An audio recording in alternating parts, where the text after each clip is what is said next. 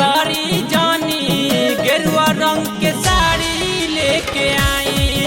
देर कारी जानी गेरुआ रंग के साड़ी लेके आई। सावन तो चढ़ गईले सब लोग देव घर गईले।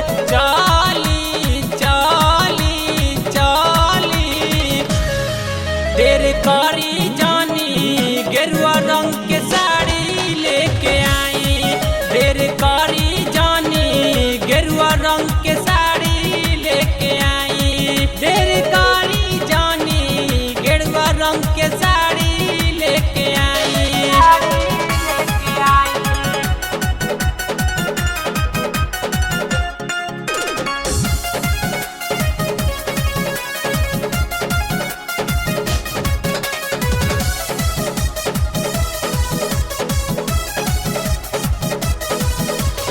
बोलबम बोलत जाई मानव नहार हो।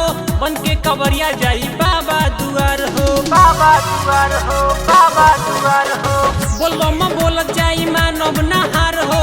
बन के कवरिया जाई बाबा के दुआर हो।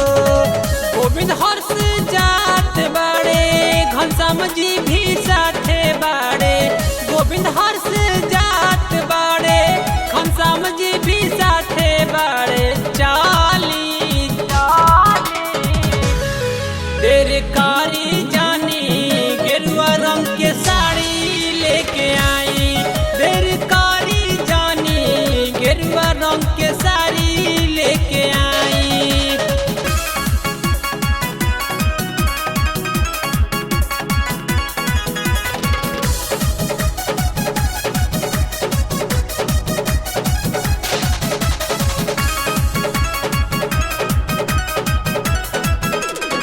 हमरा त रहे स्पेशल प्लान हो।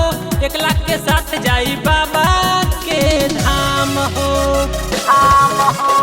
हमरो त रहे स्पेशल प्लान हो। 1 लाख के साथ जाई बाबा